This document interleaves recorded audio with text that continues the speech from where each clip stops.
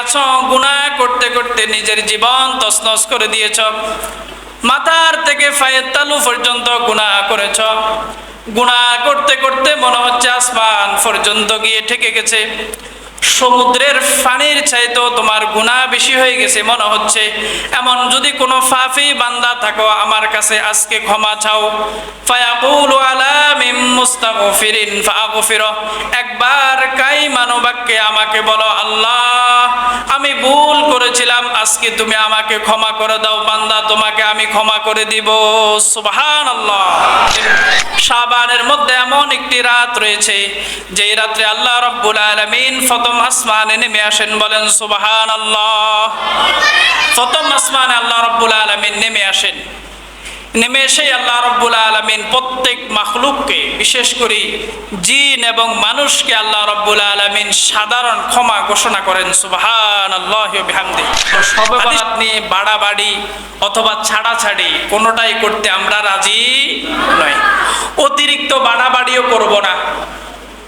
আবার শবে বরাতকে একদম ছেড়ে দেওয়া, এটার মধ্যে কিছু নাই, এটা বলেও আমরা ঘুমিয়ে থাকবো না। কারণ অনেক ভাই একটু কোরআন হাদিস জানেন, তারা কিন্তু এই রাতটাকে ছেড়ে দেন, বলেন এটা কিছুই নেই করে। আল্লাহ আমাদেরকে বিজয় দান করে মসজিদে এনেছেন। সকলে উচ্চ আওয়াজে মন থেকে একবার শুকরিয়া জ্ঞাপন করে বলছি আলহামদুলিল্লাহ। হযরত আলী রাদিয়াল্লাহু তাআলা আনহু বলছেন, মাজালিসুল ইলমি হিয়া রাউদাতুম মির রিয়াদিল জান্নাহ, যেখানে কোরআনের আলোচনা করা হয়, হাদিসের আলোচনা করা হয়, সেটি আর সাধারণ জায়গা থাকে না, সেটি জান্নাতের টুকরা, জান্নাতের বাগান হয়ে যায়। বলেন সুবহানাল্লাহ।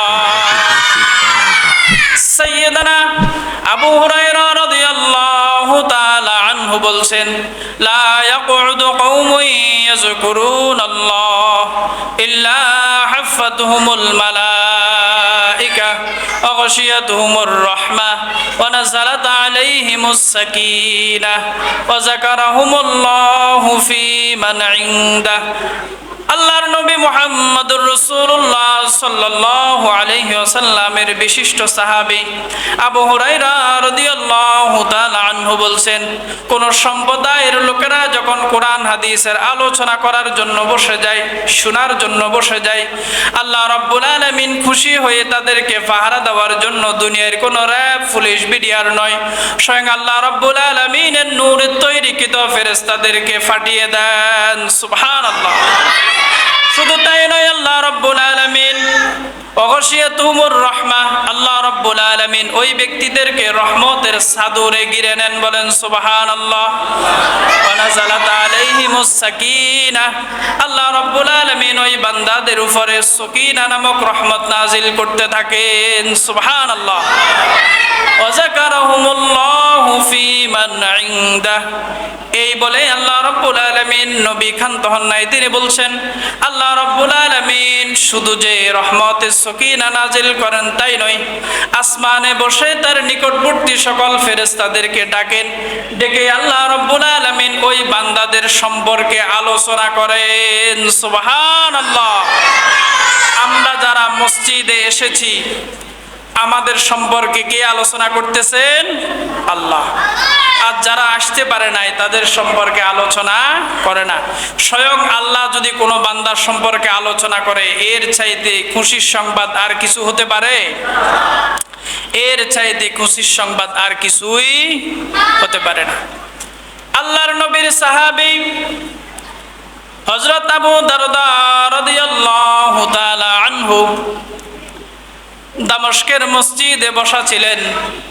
তখন একজন সাহাবী এসে আবু দারদার কাছে বললেন, ও আবু দারদা, আমি শুনেছি তুমি নাকি নবী করিম সাল্লাল্লাহু আলাইহি ওয়াসাল্লামের বহু হাদিস তুমি মুখস্থ করেছ, সেখান থেকে আমাকে একটা হাদিস শোনাও। আবু দারদা তাকে জিজ্ঞেস করলেন, ভাই তুমি কি শুধু হাদিস শোনার জন্য এসেছ? আমরা যে মসজিদে এসেছি, আমরা কি আলোচনা শুনতে এসেছি নাকি অন্য কিছু নিয়ত আছে? একটাই নিয়ত, কি শোনা? আলোচনা শোনা, কোরআন হাদিস সম্পর্কে জানা এবং এই রাতটা সুন্দর মতে কাটানো, এই ছাড়া উদ্দেশ্য নাই তো? আল্লাহর নবীর সাহাবী বললেন, তোমার আর কোনো উদ্দেশ্য নাই তো? তিনি বললেন, না। ব্যবসায়ী কাজে আসো নাই তো? বলল, না। তাহলে তিনি বললেন, শুনো, মান সালাকা তরিকান ইয়ালতামিসু ফীহি ইলমান সাহালাল্লাহু লাহু তরিকান ইলাল জান্নাহ ওয়া ইন্নাল মালাইকাতা লাতাদউ আজনিহাতিহা রিদান লিতালিবিল ইলম ওয়া ইন্না তালিবাল ইলমি ইস্তাগফির লাহু মান ফিস সামাওয়াতি ওয়াল আরদ হাত্তাল হিতানি ফিল মা। কোন সম্প্রদায়ের লোকেরা যখন ইলমে দ্বীন শিখার জন্য, কোরআন হাদিসের আলোচনা শোনার জন্য ঘর থেকে বের হয়ে যায়, আল্লাহ রাব্বুল আলামিন তাদেরকে সম্মান জানানোর জন্য, শুভেচ্ছা জানানোর জন্য, অভিবাদন জানানোর জন্য কিছু ফেরেশতাদেরকে পাঠিয়ে দেন। ওই ব্যক্তিরা যখন ঘর থেকে বের হয়, তাদের রাস্তার মধ্যে হাঁটার সময় ফেরেশতাদের নূরের তৈরি ফাঁকাগুলো তাদের পায়ের নিচে বিছিয়ে দেন। সুবহানাল্লাহ। শুধু তাই নয়, আল্লাহ রাব্বুল আলামিনের নবী মুহাম্মদুর রাসূলুল্লাহ সাল্লাল্লাহু আলাইহি ওয়াসাল্লাম বলেছেন, আসমানের নিচে জমিনের উপরে যতগুলো আল্লাহর সৃষ্টি রয়েছে, মাখলুক, প্রত্যেক সৃষ্টি তাদের জন্য আল্লাহর কাছে ইস্তেগফার করেন, ক্ষমা প্রার্থনা করেন। সুবহানাল্লাহ। হাত্তাল হিতানি ফিল মা, এমনকি সমুদ্রের মাছ পর্যন্ত তাদের জন্য আল্লাহর কাছে দোয়া করতে থাকেন। সুবহানাল্লাহি ওয়া বিহামদি। আমরা যারা মসজিদে এসেছি, আমাদের জন্য কিন্তু ফেরেশতারা আসমানের নিচে যতগুলো মাখলুক রয়েছে, গাছপালা, সকল মাখলুক আমাদের জন্য কিন্তু এই মুহূর্তে কি করতেছেন? দোয়া করতেছেন। যে বাইরে এখনো মসজিদে আসতে পারে নাই, তাদের জন্য ফেরেশতারা কিন্তু দোয়া করতেছে না, মাহরুম হয়ে যাচ্ছে, মাহরুম হয়ে যাচ্ছে। আসলে ভালো কাজ করার জন্য উপর থেকে তৌফিক আসা লাগে। এমন অনেক দিন হয়েছে না, খেতে বসেছেন, হঠাৎ একটা কল আসছে, সেখান থেকে উঠে গেছেন, এরকম হয়েছে না বাবা? হয়েছে কি না? হয়েছে। এটা কিন্তু ওই মুহূর্তে আপনার রিজিকটা ওইখানে ছিল না। আবার এমনও হয়েছে যে আপনি এক জায়গায় যাবেন, সিদ্ধান্ত নিয়েছেন, প্রস্তুতি কমপ্লিট, কিন্তু হঠাৎ একটা খবর আসলো, সেই জায়গা ক্যান্সেল, এরকম হয়েছে কিনা? তার মানে উপর থেকে সিদ্ধান্ত ছিল না, সেজন্য আপনার সেখানে যাওয়া হয় নাই। প্রতিটা মুহূর্তে আল্লাহ সিদ্ধান্ত দেন। আল্লাহ জানতেন, আমাকে আপনাকে যখন তৈরি করেছিলেন, তখন আল্লাহ জানতেন মানুষ তৈরির 50,000 বছর আগে তার তাকদীর, তার ভাগ্য আল্লাহ রাব্বুল আলামিন লিখে দিয়েছেন। তিনি জানতেন অমুক দিন অমুক সময় মোহাম্মদ আলী জামে মসজিদের 15 শাবানের রাত্রে কারা কারা উপস্থিত হবে, কারা কারা দুর্ভাগা উপস্থিত হতে পারবে না, এই সম্পর্কে আল্লাহ জানতেন কিনা? এবং আল্লাহ রাব্বুল আলামিন আমাদেরকে সৌভাগ্যের কাতারে এনেছেন। সেজন্য আমরা শুকরিয়া জ্ঞাপন করে আরেকবার বলছি আলহামদুলিল্লাহ। সম্মানিত উপস্থিতি, যেহেতু ইবাদতের রাত, এই রাতটা মূলত ওয়াজের নয়, এই রাতটা হচ্ছে নামাজ, কালাম, তাসবিহ, তাহলিল, জিকির, আজকার, কোরআন তেলাওয়াতের রাত। তারপরও এমন কিছু না বলা নয় যেগুলো আসলে খুবই দরকার। এই রাতের ফজিলত সম্পর্কে কিছু জানা দরকার আছে। এই রাতটা আমরা কিভাবে কাটাবো, কোনটা নিষিদ্ধ আমাদের জন্য করা ঠিক না, এবং কোনটা আমরা করা দরকার, এই সম্পর্কে জানা দরকার আছে কিনা? আছে। সেজন্য আমি খেয়াল করছি এই মুহূর্তে যে বিষয়টা নিয়ে কথা বলবো তা হলো শবে বরাত নিয়ে বাড়াবাড়ি অথবা ছাড়াছাড়ি কোনোটাই করতে আমরা রাজি নই। অতিরিক্ত বাড়াবাড়িও করব না, আবার শবে বরাতকে একদম ছেড়ে দেওয়া, এটার মধ্যে কিছু নাই, এটা বলেও আমরা ঘুমিয়ে থাকবো না। কারণ অনেক ভাই একটু কোরআন হাদিস জানেন, তারা কিন্তু এই রাতটাকে ছেড়ে দেন, বলেন এটা কিছুই নেই, এটা কিছুই নেই। আবার অনেক ভাই এটাকে এত বেশি গুরুত্ব দেন, মনে হচ্ছে যেন লাইলাতুল কদর তথা রমজানের মধ্যে যে একটা কোরআন নাজিলের রাত আছে, ওই রাতের চাইতেও মর্যাদা দেন। এরকম যদি দেয় তাহলে কিন্তু সওয়াব হবে না, উল্টা গুনাহ হয়ে যাবে। কারণ যার যে মর্যাদা, যার যে সম্মান, অতটুকুই বজায় রাখতে হবে। অতিরিক্ত দিলেও ঠিক না, আবার কমাই দিলেও কিন্তু ঠিক হয় না। তাই আমরা বাড়াবাড়ি অথবা ছাড়াছাড়ি কোনোটাই করতে রাজি নয়। আল্লাহ যেন আমাকে ধৈর্য ধরে কথাগুলো বলার সংক্ষিপ্ত আকারে, আপনারা যেন ধৈর্য ধরে কথাগুলো শোনার তৌফিক দান করুক। সবাই পড়ি আমিন। হাদিস শরীফে এসেছে ইবনে মাজার হাদিস, হাদিস নাম্বার 100 নাম্বার হাদিস। শবে বরাত সম্পর্কে নবী করিম সাল্লাল্লাহু আলাইহি ওয়াসাল্লাম বলেছেন, হাদিসটি বর্ণনা করেছেন হযরত আলী রাদিয়াল্লাহু তাআলা আনহু, ইযা কানা লাইলাতুন নিসফি মিন শাবান ফাকুমু লাইলাহা ওয়া সুমু ইয়াওমাহা ফাইন্নাল্লাহা তাআলা ইয়ানজিলু ফিহা লিগুরুবিশ শামসি ইলাস সামাঈদ দুনিয়া ফায়াকুলু আলা মিন মুস্তাগফিরিন ফাগফিরু আলা মুস্তারজিকিন ফারযুকু আলা মুবতালান ফাওআফিহা আলা কাযা হাত্তা ইয়াতলাল ফজর। হযরত আলী রাদিয়াল্লাহু তাআলা আনহু বলছেন, নবী করিম সাল্লাল্লাহু আলাইহি ওয়াসাল্লাম বলেছেন, শাবানের মধ্যে এমন একটি রাত রয়েছে যেই রাতে আল্লাহ রাব্বুল আলামিন প্রথম আসমানে নেমে আসেন। বলেন সুবহানাল্লাহ। প্রথম আসমানে আল্লাহ রাব্বুল আলামিন নেমে আসেন। নেমে এসে আল্লাহ রাব্বুল আলামিন প্রত্যেক মাখলুককে, বিশেষ করে জিন এবং মানুষকে আল্লাহ রাব্বুল আলামিন সাধারণ ক্ষমা ঘোষণা করেন। সুবহানাল্লাহি ওয়া বিহামদিহি। হাদিস শরীফে এসেছে, লিগুরুবিশ শামসি ইলাস সামাঈদ দুনিয়া, সূর্যাস্তের পরে আল্লাহ রাব্বুল আলামিন এসে গেছেন প্রথম আসমানে। তাহলে হাদিস অনুযায়ী মাগরিবের সময় আল্লাহ রাব্বুল আলামিন চলে এসেছেন, অথচ অনেক বান্দা এখনো আল্লাহর ডাকে সাড়া দিতে পারেন নাই। কথা বলেন ঠিক কি না? আল্লাহ রাব্বুল আলামিন চলে এসেছেন এবং বান্দাকে সাধারণ ক্ষমা ঘোষণার জন্য প্রস্তুত রেখেছেন। সুবহানাল্লাহি ওয়া বিহামদিহি। নবী করিম সাল্লাল্লাহু আলাইহি ওয়াসাল্লাম বলেছেন, এবার আল্লাহ রাব্বুল আলামিন এসে ডাকতেছেন, ফায়াকুলু, আল্লাহ বলতেছেন, আলা মিন মুস্তাগফিরিন ফাগফিরু, কে আছো গুনাহ করতে করতে নিজের জীবন তছনছ করে দিয়েছ, মাথার থেকে পায়ের তালু পর্যন্ত গুনাহ করেছ, গুনাহ করতে করতে মনে হচ্ছে আসমান পর্যন্ত গিয়ে ঠেকে গেছে, সমুদ্রের পানির চাইতেও তোমার গুনাহ বেশি হয়ে গেছে মনে হচ্ছে, এমন যদি কোনো পাপী বান্দা থাকো আমার কাছে আজকে ক্ষমা চাও। ফায়াকুলু আলা মিন মুস্তাগফিরিন ফাগফিরু, একবার কাইমানো বাক্যে আমাকে বলো, আল্লাহ আমি ভুল করেছিলাম, আজকে তুমি আমাকে ক্ষমা করে দাও, বান্দা তোমাকে আমি ক্ষমা করে দিব। সুবহানাল্লাহ। আমাদের মা আমাদেরকে কত ভালোবাসেন, বাবা আমাদেরকে কত ভালোবাসেন, কিন্তু কোনো পিতামাতার সাথে সন্তান যদি বেয়াদবি করে, কখনো পিতামাতা সরাসরি ডাকে না, কিন্তু পিতামাতার অন্তরে চায় সন্তান যেন তাকে এসে বলেন, বাবা আমাকে ক্ষমা করে দাও, মা আমাকে ক্ষমা করে দাও, হাতে ধরে পায়ে ধরে যখন ধরবে সন্তানকে ক্ষমা করে দিব, এই নিয়ত থাকে কিনা? থাকে।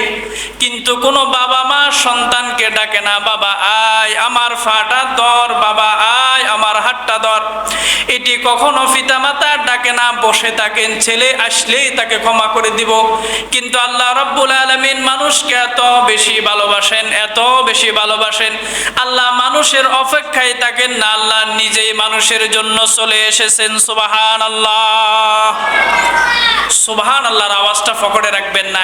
এর চাইতে ফজিলতপূর্ণ কথা আমার মনে হয় আর কিছুই হতে পারে না। বান্দা নয়, স্বয়ং আল্লাহ রাব্বুল আলামিন নিজেই বান্দার জন্য এসেছেন। সুবহানাল্লাহ।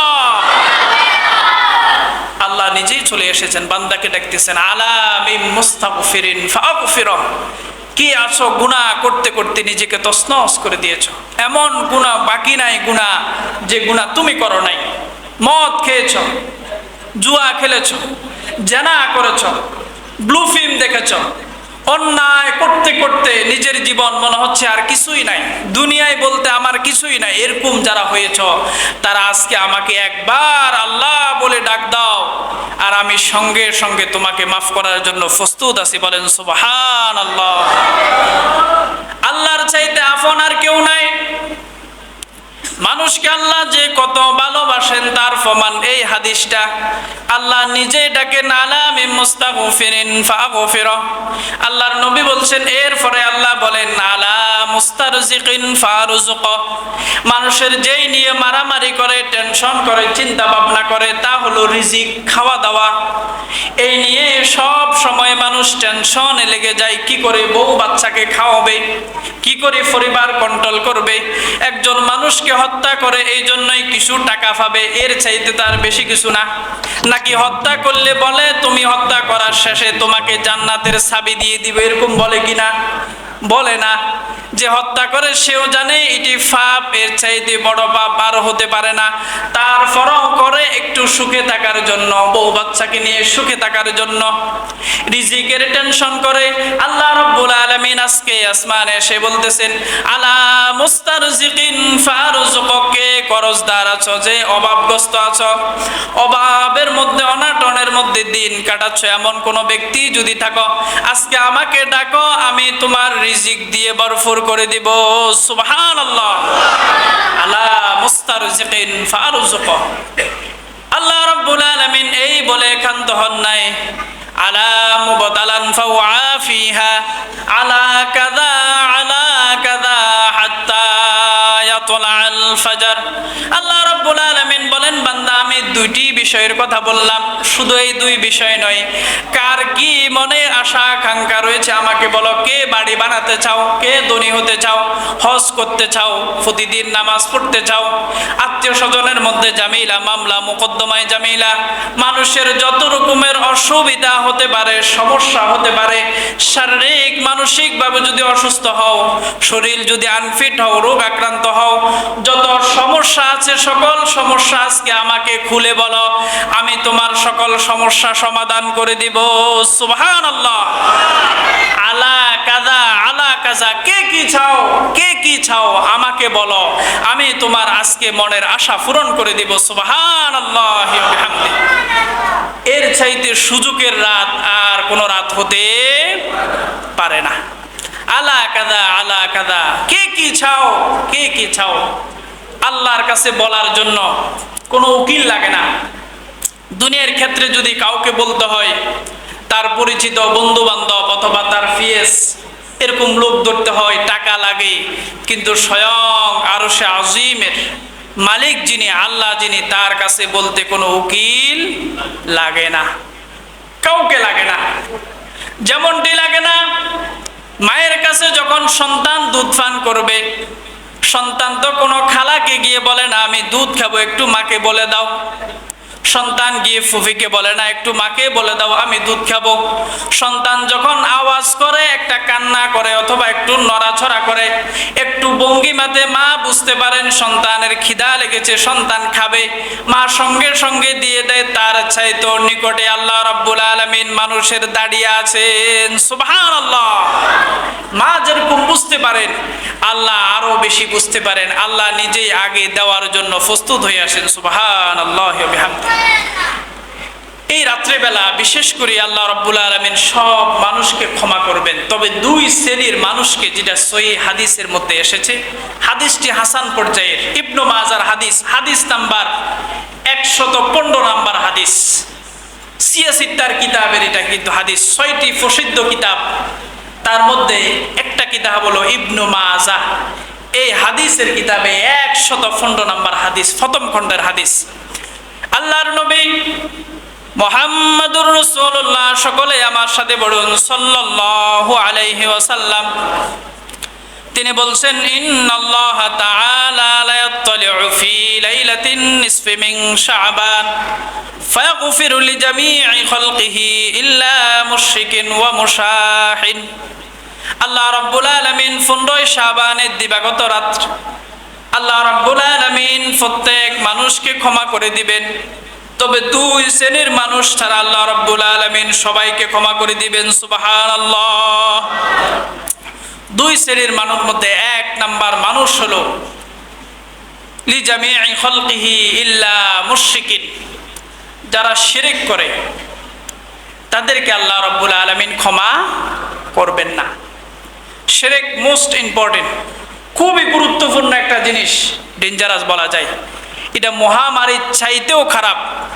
মহামারীতে যদি কোনো মানুষ মারা যায়, আল্লাহ শহীদ হিসাবে ঘোষণা করেছেন, তাকে শহীদ মর্যাদা দিবেন। কিন্তু কেউ যদি শিরক করে মারা যায়, সে কখনো জান্নাতে ঢুকতে পারবে না।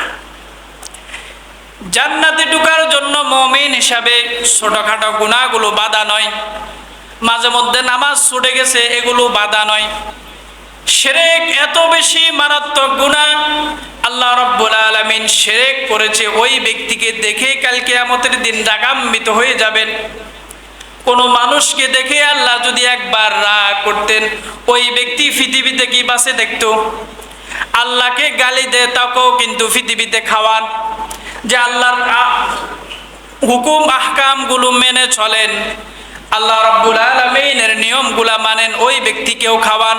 যে আল্লাহর নিয়মের তোয়াক্কা করে না, নিয়ম মানে না, ওই ব্যক্তিকেও খাওয়ান। কিন্তু আল্লাহ রাব্বুল আলামিন রাগান্বিত হন না। আল্লাহ রাব্বুল আলামিন কিয়ামতের দিন ওই ব্যক্তিকে দেখে রাগান্বিত হয়ে যাবেন যেই ব্যক্তির জীবনে শিরক নিয়ে গেছে, আল্লাহর দরবারে অংশীদার করে গেছে। কোরআনুল কারীমে এসেছে, সূরাতুল লুকমান, আল্লাহ রাব্বুল আলামিন তুলে ধরেছেন, ওয়া ইযা ক্বালা লুকমানু লিবনিহি ওয়া হুয়া ইয়াইযুহু ইয়া বুনাইয়া লা তুশরিক বিল্লাহ ইন্নাশ শিরকা লাযুলমুন আযীম। হযরত লুকমান আলাইহিস সালাতু ওয়াস সালাম তার সন্তানকে ডেকে বলতেছেন, হো প্রিয় বৎস, তুমি শোনো, আর যাই করো এমন একটা কাজ করো না, তা হলো শিরক। তোমার জীবনে যত গুনাহ হতে পারে, কিন্তু শিরকের মতো অন্যায় করো না, পাপ করো না। জীবনে যদি একবার শিরক করো, আল্লাহ রাব্বুল আলামিন তোমার প্রতি অসন্তুষ্ট হয়ে যাবেন। বলেন নাউযুবিল্লাহ। ইন্নাশ শিরকা লাযুলমুন আযীম, নিশ্চয় শিরক হচ্ছে মহা জুলুম, যেটা আল্লাহর সাথে করা হয়। বলেন নাউযুবিল্লাহি মিন যালিক। শিরকের উদাহরণ যদি আমরা বুঝি সহজেই, বউ আমাদের কাছে যারা বিবাহিত সহজে বুঝতে পারবেন। আমাদের বউ, আমাদের ওয়াইফ যদি আমাদের কাছে আবদার করে, আমি একটা সোনার চেন চাই, আমরা দেওয়ার জন্য চেষ্টা করি কিনা? যদি বলে একটা শাড়ি চাই, দেওয়ার জন্য চেষ্টা করি কিনা? এমনকি যেই লোকটা চোর, সেও কিন্তু বউয়ের আবদার পূরণ করার চেষ্টা করে। বউ যদি বলে একটা শাড়ি চাই, দেওয়ার চেষ্টা করে, লাল নীল সবুজ যেই কোনো আবদার পূরণ করার চেষ্টা করে। কিন্তু যত আবদার করুক স্বামী মানার চেষ্টা করে, বললে আনবো, এখন নাই আগামীতে আনবো। কিন্তু বউ যদি বলে, আমাকে তুমি তো অনেক ভালোবাসো, আমিও তোমাকে অনেক ভালোবাসি, আজকে রাতটা অন্য মানুষের বাড়িতে আমাকে কাটাতে দাও, এই সুযোগটা দাও। কোন স্বামী যতই খারাপ হোক, বেনামাজি হোক, মদপানকারী হোক, জেনাখোর হোক, বদমাইশ হোক, চোর হোক, ওই স্বামী কি কখনো তার স্ত্রীকে ওই অনুমতি দিবে? দিবে কিনা? কখনোই দিবে না। কারণ স্বামী চাই না আমার স্ত্রী অন্য কারোর সাথে হাসি মুখে কথা বলুক, এমনটাও চাই না, ঠিক কিনা? যেমন ভাবে একজন স্বামী স্ত্রীর অন্য কারোর সাথে হাসি মুখ চলাফেরা, কথাবার্তা, রাত কাটানো পছন্দ করে না, ঠিক তদ্রূপ ভাবে আল্লাহ রাব্বুল আলামিন মনে করেন এটাই, যে আমি সব কিছু বান্দাকে দিয়ে থাকি, তোমাকেও আমি সৃষ্টি করেছি হে বান্দা, তাহলে কি করে আমার কাছে না আছে আমার মতো করে মাজারে গিয়ে তুমি সেজদা দিয়ে বলো, বাবা তুমি আমাকে এই জিনিসটা দাও? এটা যখন বলো, আমি কখনো এমনটা বরদাস্ত করতে পারি না। বলেন নাউযুবিল্লাহ। হে বান্দা, তোমাকে আমি বানালাম, তোমার রিজিক 50,000 বছর আগে আমি তৈরি করলাম, তাহলে তোমার যত আবদার, তোমার যে নিঃশ্বাস বের হচ্ছে আবার নাক দিয়ে ঢুকতেছে, এই নিঃশ্বাসের হুকুম আমি আসমান থেকে দিয়ে দিই, আমি আসমান থেকে দিয়ে দিই। আল্লাহ কখনো ঘুমান না, সিনাতুম ওয়ালা নাওম, আল্লাহ কখনো ঘুমান না, তিনি তন্দ্রাও যান না। একবার মূসা জিজ্ঞেস করলেন, আল্লাহ আপনি কি ঘুমান না? বলেন না। মূসাকে বললেন, মূসা এক গ্লাস পানি নিয়ে দাঁড়িয়ে থাকো। মূসা আলাইহিস সালাতু ওয়াস সালাম তুর পাহাড়ে পানি নিয়ে দাঁড়ালেন। আল্লাহ তার চোখের মধ্যে একটা তন্দ্রা দিলেন। মূসা যখন একটু জিমালো, সঙ্গে সঙ্গে হাত থেকে গ্লাস পড়ে টুকরা টুকরো হয়ে গেল। মুসা আলাইহিস সালাতু ওয়াস সালাম বললেন, আল্লাহ আমার তো জিমানি চলে এসেছে। আল্লাহ বললেন, মুসা আমি কখনো জিমাই না, যদি জিমাই তাহলে ফানির নিচেও যে একটা ফিবিলিকা হাঁটে, একটা মাছ হাঁটে, চলাফেরা করে, তার খাদ্য বন্দোবস্ত আমি আল্লাহ আসমান থেকে ঠিক করে দিই। বলেন সুবহানাল্লাহ। আমি আল্লাহ ঘুমাই না, কারণ এই পৃথিবী সবই আমার দৃষ্টির উপরে চলে। আমি যদি ঘুমাই এগুলো পৃথিবী তছনছ হয়ে যাবে। রব্বুল আলামিন কখনো ঘুমান না।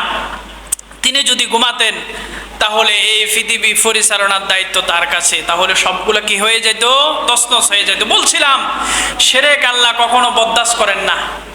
যেমন আমরা স্ত্রীর কোনো কারোর সাথে মেলামেশা, সম্পর্ক, রিলেশন পছন্দ, যতই খারাপ মানুষ পছন্দ করে না, ঠিক তদ্রূপভাবে আল্লাহ বান্দা অন্য কারোর কাছে চাক, এটাও আল্লাহ পছন্দ করেন না।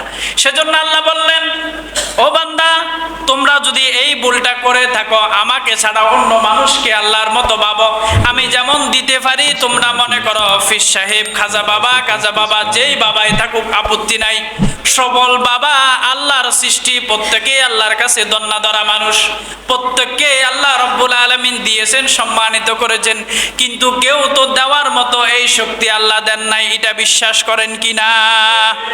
এটা বিশ্বাস না করলে ঈমান থাকবে না, ঈমান চলে যাবে বাবা, ঈমান চলে যাবে। এটা বিশ্বাস করতে হবে, আল্লাহ ছাড়া দেওয়ার মালিক কেউ। সন্তান দেওয়ার মালিক কে? রিজিক দেওয়ার মালিক কে? আবার অসুস্থ হলে সুস্থ করার মালিক কে? কোন বাবা আমাদেরকে রিজিক দিতে পারবেন না, অসুস্থ হলে সুস্থ করতে, সন্তান না হলে সন্তান দিতে পারবেন না। তাই আমরা কখনো এটা করব না। যদি আমরা কখনো করি, আল্লাহ রাব্বুল আলামিন কোরআনুল কারীমে সূরাতুন নিসার মধ্যে বলছেন, ইন্নাহু মান ইউশরিক বিল্লাহি ফাকাদ হারামাল্লাহু আলাইহিল জান্নাহ ওয়া মাওয়াহুন নার ওয়া বিসাল মাসীর। আল্লাহ রাব্বুল আলামিন বলছেন, ইন্নাহু মান ইউশরিক বিল্লাহ ফাকাদ হারামাল্লাহু আলাইহিল জান্নাহ।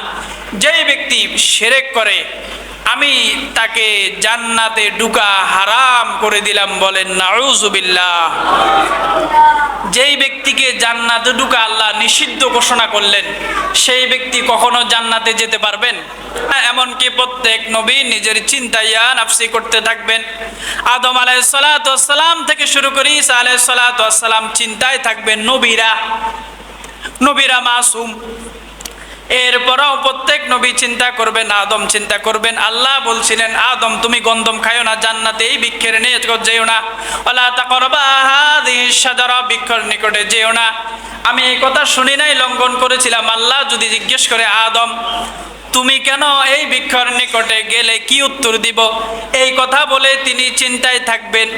জাকারিয়া আলাইহিস সালাতু ওয়াস সালাম বলবেন, আমি আল্লাহর কাছে সাহায্য না আছে, আমি গাছের কাছে সাহায্য চাইলাম, গাছ আমাকে রক্ষা করলো, কিন্তু মানুষ করাত দিয়ে দ্বিখণ্ডিত করে দিল। আল্লাহ যদি জিজ্ঞেস করেন, হে জাকারিয়া তোমাকে যে অনেক কিছু দিয়েছিলাম, কিন্তু আমার কাছে সাহায্যটা এই মুহূর্তে না আছে, কেন গাছের কাছে চাইলা?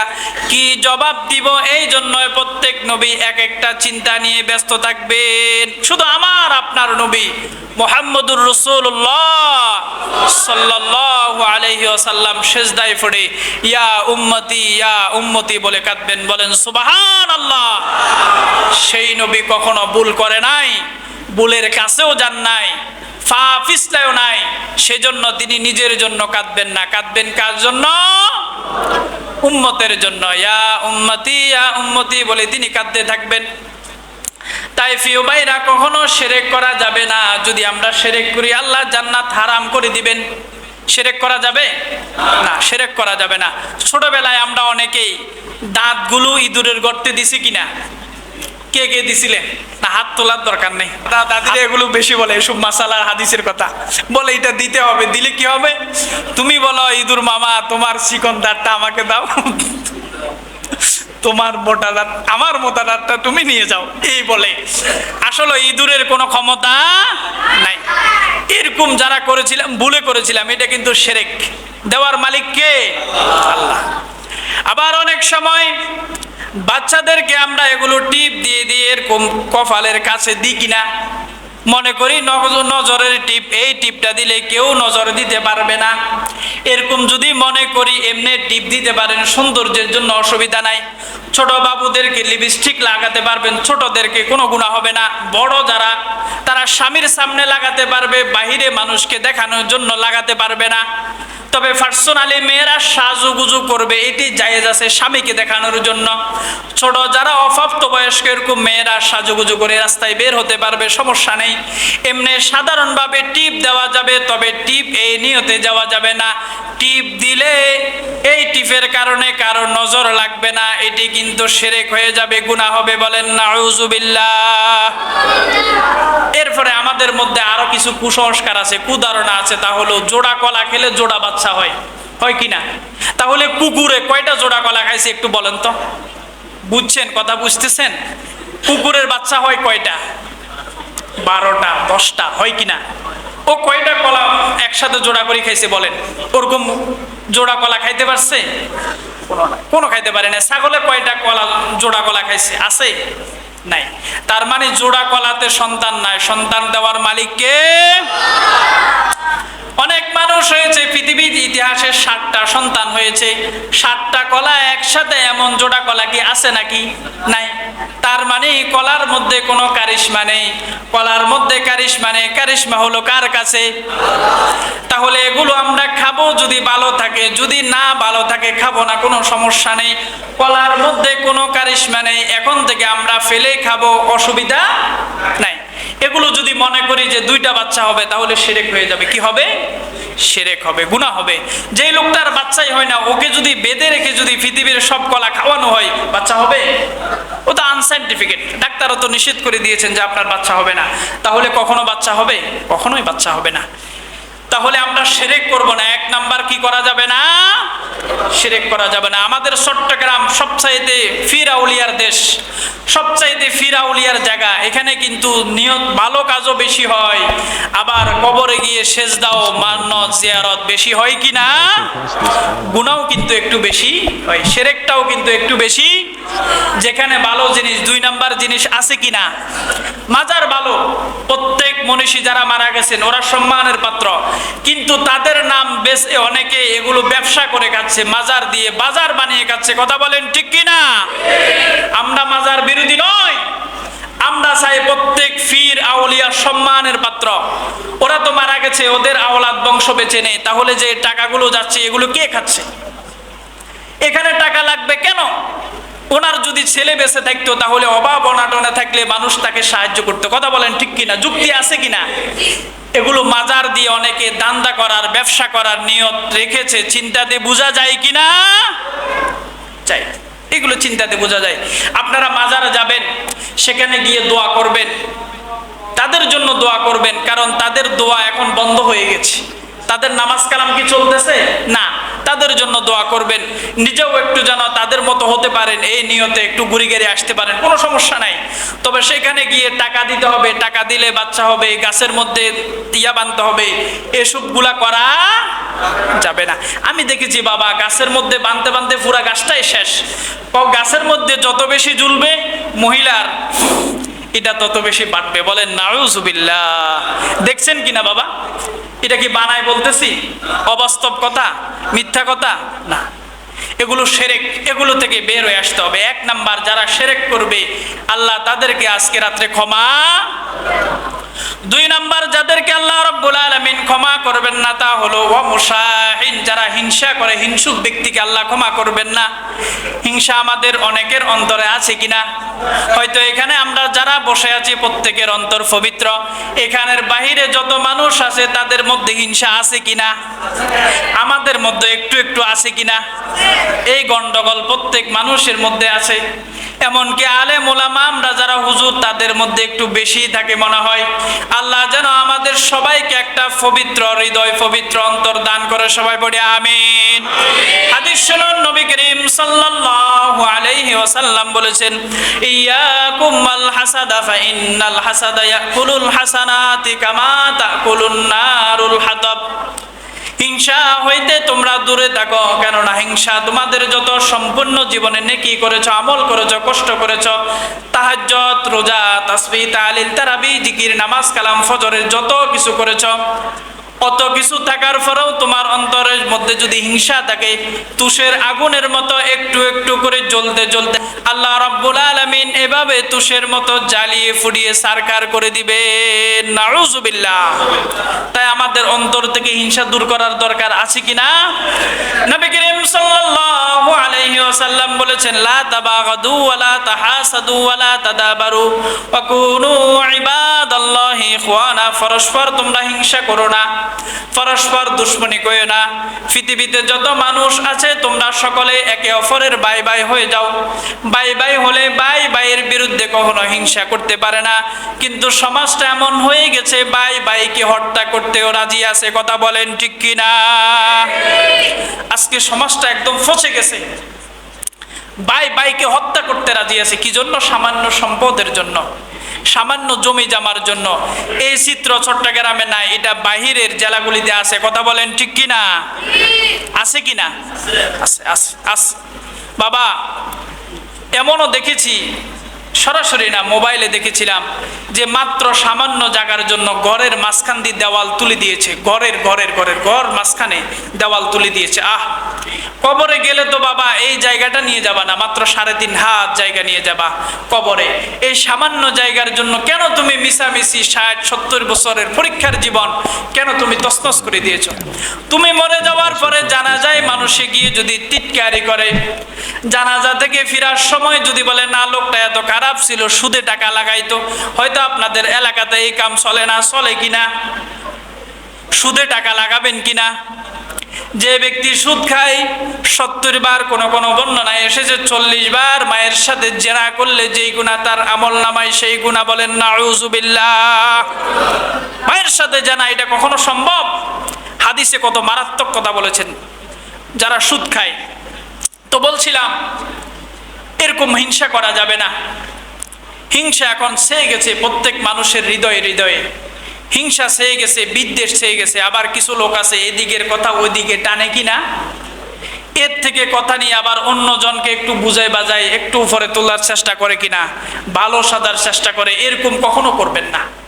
কারো যদি দোষ দেখেন ওটা অন্তরের মধ্যে রাখেন, যদি সম্ভব হয় তাকে বলেন, আর না হয় দেখেন নাই এরকম মনে করি থেকে যান। কেউ যদি কারো দোষ গোপন করে, কিয়ামতের দিন স্বয়ং আল্লাহ রাব্বুল আলামিন তার নিজের দোষ গোপন করে দিবেন। বলেন সুবহানাল্লাহ। তাই আমরা কখনো অন্যের দোষ তালাশ করব না। এই রাত্রিবেলা তাহলে 2 শ্রেণীর মানুষকে আল্লাহ ক্ষমা করবেন না। এক শ্রেণী হলো শিরককারী, 2 নাম্বার হলো হিংসাকারী। আরো অনেক হাদিস আছে, তবে আমার কাছে মনে হলো ওই হাদিসগুলো সহির ভিত্তিতে মানদণ্ডে উপরের দিকে না, সেজন্য আমি ওই হাদিসগুলো বলছি না। তবে একটা হাদিস আছে, এই রাত্রিবেলা নবী করিম সাল্লাল্লাহু আলাইহি ওয়াসাল্লাম আম্মা জান আয়েশা রাদিয়াল্লাহু তাআলা আনহার সাথে ঘুমাচ্ছিলেন। আম্মা জান আয়েশা বলছেন, আমি রাত কিছুক্ষণ হওয়ার পরে হাত দিয়ে দেখলাম বিছানা খালি, নবীজি নাই। ভাবলাম তিনি মনে হয় নামাজে দাঁড়িয়েছিলেন। আমি নামাজের মুসল্লায় গেলাম, দেখি তিনি নাই। ঘর থেকে বের হয়ে গেলাম, নবীজি কোথায় গেল? আজকে শাবানের রাত্রিবেলা নবীজি কোথায় গেল? গিয়ে দেখলাম তিনি জান্নাতুল বাকিতে, এটা কিন্তু হাদিস বলছি, জান্নাতুল বাকিতে অজরে গিয়ে কবর জিয়ারত করতেছেন আর মানুষের জন্য কান্নাকাটি করতেছেন। যত উম্মত বিদায় হয়েছে, আবার যত উম্মত কিয়ামত পর্যন্ত আসবে, সবাইকে আল্লাহ মাফ করে দাও। সুবহানাল্লাহ। সবার জন্য নবী অজরে কাটতেছেন। আয়েশা রাদিয়াল্লাহু তাআলা আনহা জিজ্ঞেস করলেন, হে নবী আপনি কেন কাঁদতেছেন? বলল, আয়েশা তুমি কি জানো না আজকে হলো মধ্য শাবানের রজনী, 15 তারিখ দিবাগত রাত। আরবি রাত আগে আসে, দিন পরে আসে, সেজন্য আজকে 15 তারিখ আরবিতে, কিন্তু এমনিতে 14 তারিখ আজকে বিদায় হয়েছে। আমরা তারাবি আগে পড়ি, রোজা কিন্তু পরে রাখি, আরবিতে রাত আগে আসে, সেজন্য 15 তারিখ দিবাগত রাত। নবী করিম সাল্লাল্লাহু আলাইহি ওয়াসাল্লাম কাঁদতেছিলেন। আম্মা জান আয়েশা জিজ্ঞেস করলেন, আপনি কেন কাঁদেন? তিনি বলছিলেন, আমি এই জন্যই কাঁদি, আজকে মানুষকে আল্লাহ রাব্বুল আলামিন ক্ষমা করে দেন। এমনকি যে মেষফালের মধ্যে যতগুলি ফসম আছে তার চাইতেও বেশি মানুষকে আল্লাহ রাব্বুল আলামিন ডেকে ডেকে ক্ষমা করে দেন, সুবহানাল্লাহ। এবং আজকে রাত্রে যেন আমার বান্দাগুলিকে ক্ষমা করে দেন, সেজন্য আমি আল্লাহর কাছে রোনাজারি করি, কান্নাকাটি করি, বলেন সুবহানাল্লাহ। তা আমরা চাইলে কয়েকটি কাজ করতে পারি। এক নাম্বার কাজ হলো, আমরা সকলে চাইলে করতে পারি কবরস্থানে গিয়ে জিয়ারত করতে পারি, অথবা মসজিদে থেকে পিতা মাতার জন্য দোয়া করতে পারি। যাদের পিতা মাতা চলে গেছে, আমাকে বড় করতে পিতা মাতা যে কত কষ্ট করেছে।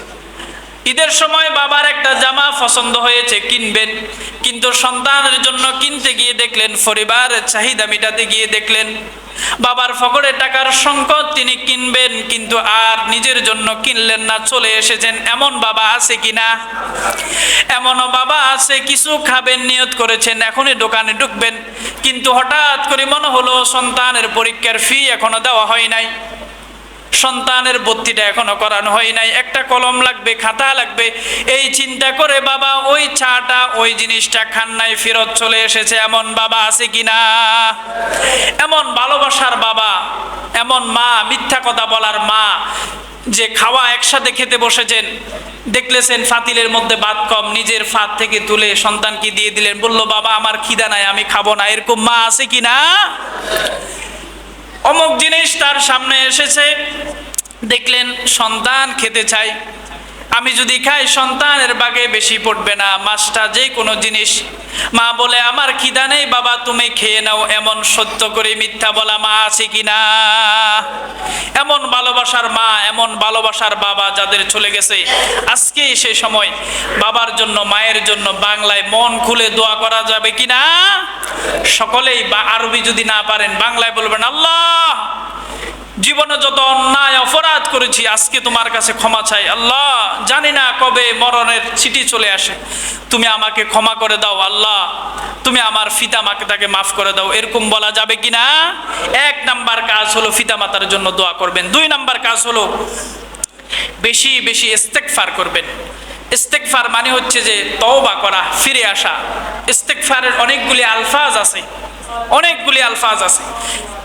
তার মধ্যে একটা সহজ আলফাজ হলো আস্তাগফিরুল্লাহ, আস্তাগফিরুল্লাহ, আস্তাগফিরুল্লাহ। এই আলফাজটা, এটা হচ্ছে আল্লাহ আমাকে ক্ষমা করুন। এর চাইতে সহজ ইস্তেগফার আর নাই। আপনি যদি ইস্তেগফার করেন, আল্লাহ রাব্বুল আলামিন কম পড়ে হলেও 5টা পুরস্কার দিবেন। হাদিস শরীফে এসেছে, তাফসীর ইবনে কাসিরে এসেছে, মাল্লাজিমাল ইস্তিগফার জাআলাল্লাহু লাহু দিকিম মিন কুল্লি মাখরাজা ওয়া ইয়ারযুকু মিন হাইসু লা ইয়াহতাসিব। যেই ব্যক্তি ইস্তিগফার করে বেশি বেশি, গায়েব থেকে আল্লাহ রাব্বুল আলামিন তার রিজিকের ব্যবস্থা করে দেন, সুবহানাল্লাহ। 2 নাম্বার, তার মনের মধ্যে যেই পেরেশানি, যেটা ডাক্তার দিয়ে সম্ভব না, এরকম কষ্ট, চিন্তা, পেরেশানি আল্লাহ রাব্বুল আলামিন দূর করে দিবেন, বলেন সুবহানাল্লাহ। অনেকগুলি ফজিলত আছে ইস্তিগফারের, অনেকগুলি ফজিলত আছে। বিপদ আপদ থেকে আল্লাহ বাঁচাবেন, অনেকগুলি ফজিলত আছে। তাই বেশি বেশি আমরা আস্তাগফিরুল্লাহ পড়তে পারি, অথবা এটাও পড়তে পারি, আস্তাগফিরুল্লাহ আল্লাযী লা ইলাহা ইল্লা হুয়াল হাইয়ুল কাইয়্যুম ওয়া আতুবু ইলাইহি লা হাওলা ওয়ালা কুওয়াতা ইল্লা বিল্লাহ। এরপরে আমরা চাইলে পড়তে পারি 3 নম্বরে কোরআন তেলাওয়াত বেশি বেশি আজকে রাত্রে করতে পারি। কোরআন তেলাওয়াত, কোরআন তেলাওয়াত বেশি বেশি আমরা চাইলে করতে পারি। 4 নাম্বার যে কাজটা করতে পারি, বেশি বেশি নফল নামাজ। এখানে গিয়ে আমাদের একটু ফ্যাঁস লাগে। নফল নামাজ বিভিন্ন বইয়ের কিতাবে, বিভিন্ন 10 টাকা 20 টাকার বইতে লেখা আছে শবে বরাতের নামাজের নিয়ম, এরকম দেওয়া আছে কিনা? লাইলাতুল কদরের নামাজের নিয়ম, শবে মেরাজের নামাজের নিয়ম, এরকম নিয়ম আছে কিনা? যতগুলো নিয়ম আছে, সকল নিয়মের যেই নিয়ম সেটাই আমি আজকে বলতেছি। তা হলো এই, আপনি যত নামাজ আছে লাইলাতুল কদরে, শবে বরাতে, শবে মেরাজে, যত গুরুত্বপূর্ণ নামাজ আছে, সকল নামাজ আপনি 2 রাকাত করে বাংলায় দোয়া করবেন, নিয়ত করবেন, আল্লাহ আমি 2 রাকাত নফল নামাজ পড়তেছি, আল্লাহু আকবার। এই বলেই আপনি যদি নিয়ত বাঁধেন, যে কোনো সূরা, কোন সূরা, যেই কোনো সূরা, আপনি যে সূরাটা পারেন ওই সূরাটা মিলাবেন। ওই বইয়ের মধ্যে দেওয়া আছে কুল ফাল্লাহ পড়তে হবে 30 বার, কুল ফাল্লাহ পড়তে হবে 20 বার। এটা কিন্তু সঠিক কথা নয়, এটা কিন্তু ভুল কথা। একবার পড়তে পারেন, চাইলে একাধিকবারও পড়তে পারেন, কোনো সমস্যা নাই, তবে এটা পড়তেই হবে, এটি ভুল ধারণা, এটি সঠিক ধারণা নয়। নামাজটা সহজ, 2 রাকাত করে যতক্ষণ ইচ্ছা আপনি ততক্ষণ পড়তে পারবেন। এই সূরা মিলাতে হবে, ইন্না আনজালনা মিলাতে হবে, না হলে নামাজ হবে না, এই চিন্তা করাটাই ভুল। তাহলে আমরা কয় রাকাত করে নামাজ পড়বো বাবা একটু বলেন চাই? 2 রাকাত। অনেক মুরব্বীরা এগুলো কিন্তু করতে চায়, আগ্রহী আছে। তাহলে 2 রাকাত করে যতক্ষণ কুলায়, দাঁড়িয়ে তারপরে বসে ইস্তেগফার, জিকির, আজকার এগুলো আমরা করতে পারি। তাহলে 2 রাকাত করে নামাজ পড়ো যত পারেন, 100, 200, 300 কোনো দাহ্যকৃত নাই, 50, 10, 20, 2 যা পারেন তা পড়তে থাকবেন ইনশাআল্লাহ। 5 নাম্বার যে কাজটা করব তা হলো আত্মীয় স্বজনদেরকে ক্ষমা করে দিব। অনেক সময় কথাবার্তায় রেষারেষি হয়েছে কিনা, চলাফেরার ক্ষেত্রে কথা কাটাকাটি হয়েছে কিনা, আজকে তাদের জন্য মন থেকে দোয়া করে দিব, আল্লাহ তাদেরকে ক্ষমা করে দাও। তাদের হয়তো আমার অবদান আছে, এমন আছে ওই লোকটা যিনি আমার আত্মীয়, চাচা, জ্যাঠা, ভাই, বেরাদার, বন্ধু, আমার বড়, আমাকে কোলে নিয়ে বড় করেছেন, দোকানে নিয়েছেন, চলাফেরা করেছেন, এরকম অনেক হয়েছে। এরকম লোকদের সাথে আমি বেয়াদবি করেছি, কথা বলেছি, চোখ রাঙিয়েছি সম্পদের জন্য, টাকা পয়সার জন্য, আমাকে ক্ষমা করে দাও, তাদেরকেও ক্ষমা করে দাও, এরকম দোয়া করা যাবে কিনা? এই 5টা কাজ করবেন।